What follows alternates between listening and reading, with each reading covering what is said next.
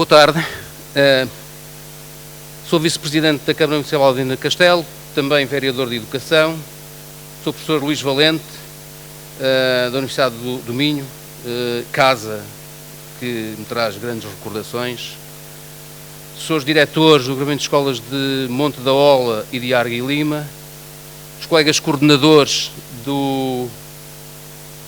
dos PADs, também dos mesmos agrupamentos, Manela Castro e Jorge, caros colegas, caras colegas.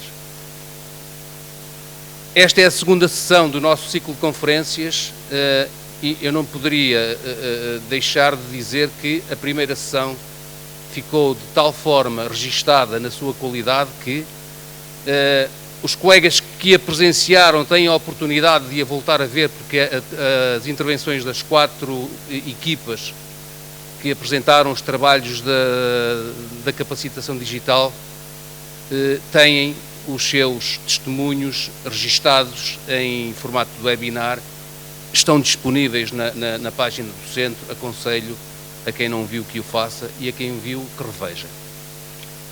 Nessa sessão, como bem sabem, abordamos a capacitação digital, procuramos perceber de que forma é que o que é feito na sala de formação tem impacto na sala de aula. Hoje a sessão é dedicada em exclusivo aos PADs, aos Planos de Desenvolvimento Digital das Escolas, e pretendemos perceber de que forma é que esses documentos têm tido consequência na vida das escolas, naquilo que tem a ver com as 3 grandes dimensões, os 3 grandes domínios para os quais esses documentos foram elaborados, e quando me refiro a esses domínios, refiro-me à dimensão organizacional das escolas, à dimensão pedagógica e à dimensão técnica. Temos os convidados que eu já referi, que irão ser os intervenientes nesta sessão, e eu passo de imediato a palavra para o nosso moderador, o professor António Lira, o nosso embaixador digital, que a partir de agora fica com a sessão em mãos. Muito obrigado. Ora, uma boa tarde a todos. Só fazer uma breve apresentação dos elementos que estão no painel.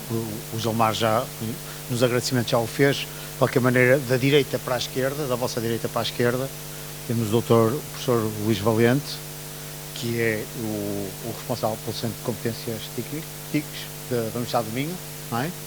Depois temos o colega José Carlos Freitas, que é o novo diretor de Monte da Ola, o colega José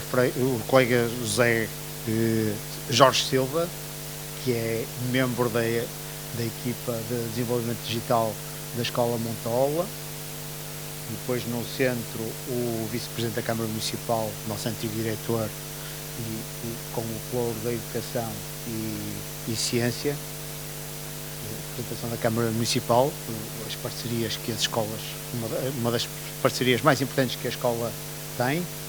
Depois tenho o diretor de Arga e Lima, o José Leme, a seguir o Idaleto Botão e, finalmente, não menos importante, a Manuela Castro, que faz parte da equipa de transição digital. Em jeito de introdução, direi que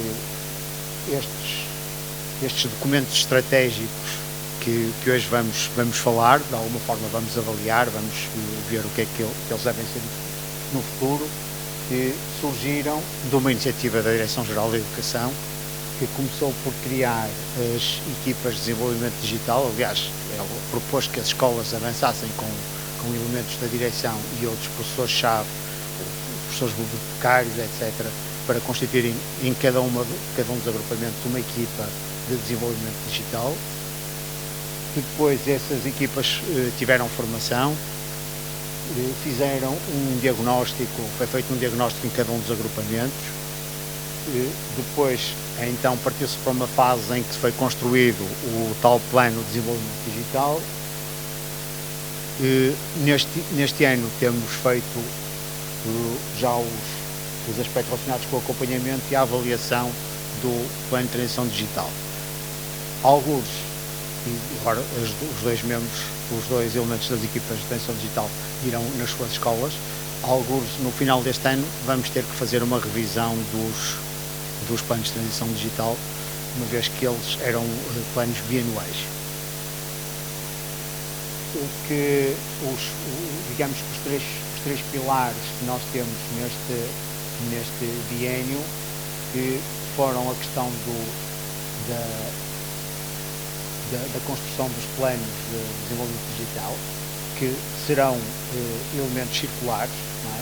Começamos por fazer um selfie e o check-in para avaliar a capacidade dos professores. Depois demos formação, fizemos a implementação, faremos a avaliação e voltaremos a entrar no ciclo no momento em que voltamos a passar a bola à escola e perceber que mudanças é que foram realizadas.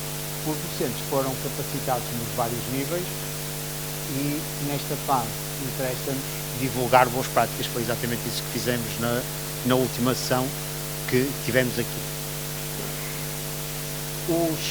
As ações propostas no cômputo geral, nos vários planos de transição digital dos 7 agrupamentos que eu acompanhei, dividiam-se em 3 domínios: o domínio tecnológico e digital, o domínio operacional e o organizacional, e o pedagógico. Se olharem para aquele gráfico, percebemos que o domínio pedagógico significa mais ou menos um pouco mais de um terço, e provavelmente é neste domínio que temos que, no próximo plano de transição digital, fazer uma aposta maior. As escolas optaram por desenvolver, acima de tudo, ações que tinham a ver com a sua organização interna e a sua transição digital. Os resultados nas várias escolas não são exatamente iguais e resultam, em certa medida, naquilo que a nossa diretora na última quarta-feira transmitiu, que as escolas não estão todas no mesmo ponto em termos de infraestrutura tecnológica e, portanto, naturalmente aquelas escolas que já tinham uma infraestrutura tecnológica mais avançada puderam dedicar-se mais às atividades pedagógicas, enquanto que as outras tiveram necessidade de se organizarem e constituírem a tal infraestrutura tecnológica. O que é que aconteceu nestes 2 anos? Aconteceram muitas coisas, foram aplicadas as medidas do programa de estabilização para as escolas e então surgiram nas escolas computadores individuais para os alunos e para os professores. Aconteceu 2 anos muito ricos de capacitação digital dos docentes. Os docentes foram fazendo formação, alguns em mais que um nível, tal como o professor Gilmar apresentou na última sessão. As escolas que não tinham passaram a adotar ferramentas de colaboração, também um pouco em razão de termos passado pelo período de pandemia. Foram fornecidas conectividades para a internet individuais para cada um dos equipamentos e foi também melhorado a conectividade nas várias escolas. Em muitos agrupamentos foi já aplicado os manuais digitais. Aqui nos 7 da nossa região ainda não foram aplicados, mas em muitos agrupamentos já foram iniciada a utilização de manuais digitais. A questão dos RED, dos recursos educativos digitais, é que está mais atrasada, uma vez que ainda não temos uma oferta que seja fácil para os professores que estão no terreno. E este ano vamos ter pela primeira vez exames nacionais no formato digital, não é? Portanto, realmente há uma transformação em curso. Os desafios, aqui em jeito de provocação, deixar aqui 2 ou 3 slides. Em relação aos desafios, há uma questão que nós não podemos fugir dela, que é o desenvolvimento tecnológico que está a acontecer, não é? E este ano foi-nos apresentado a inteligência artificial e ela está aí, não é? E, portanto, a velocidade com que as coisas nos vão surgindo agora pela frente obriga a que nós, professores, tínhamos que nos adaptar, e as escolas também, a estas novas realidades. Lembrando a comunicação da Rosa, que eu gostei muito, é muito importante nós passarmos a incluir a inteligência artificial de alguma forma, tentamos perceber o que é que vamos poder fazer com ela, não é?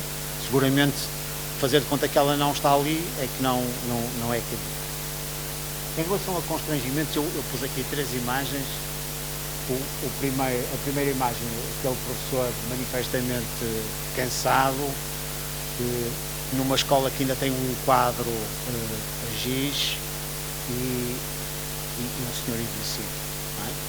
Na realidade, isto é o retrato das nossas escolas, porque a tutela não nos olha com os olhos que nós queremos que nos olhe, e é importante percebermos que os professores estão assim, e portanto, qualquer transformação sem professores não faz qualquer sentido.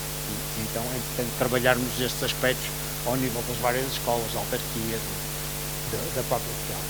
Depois, os alunos que nos resultaram depois da pandemia também são alunos diferentes, são alunos mais tristes, são alunos que não têm o mesmo tipo de relação com os colegas, e portanto isto está no terreno, são estes alunos que nós encontramos pela frente e os quais temos que estimular e formar. Finalmente, o susto que é a tecnologia para a maioria dos professores, não é?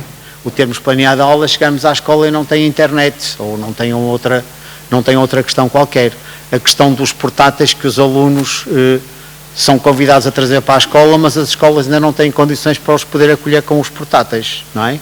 Se nós temos dificuldades em garantir que, quando eles vão à educação física, os telemóveis não desaparecem, o que acontece se eles trouxerem os portáteis que lhes foram entregues. Portanto, isto tem que ser pensado, são constrangimentos sérios que nós temos. Mas é óbvio que estes constrangimentos têm que ser superados e não existe uma carta magna que nos diga como é que esses constrangimentos podem ser superados, não é? Porque senão as aulas eram dadas por operários que seguiam procedimentos perfeitamente pré-estabelecidos e que nos levariam a um determinado caminho. As aulas têm que ser conduzidas por professores e professoras, não é? Que, com um sorriso nos lábios, tentam fazer com que os alunos avancem e que a escola progrida. Importante os papéis das várias direções no sentido de darem o suporte que são necessários para que as escolas façam de facto essa transformação.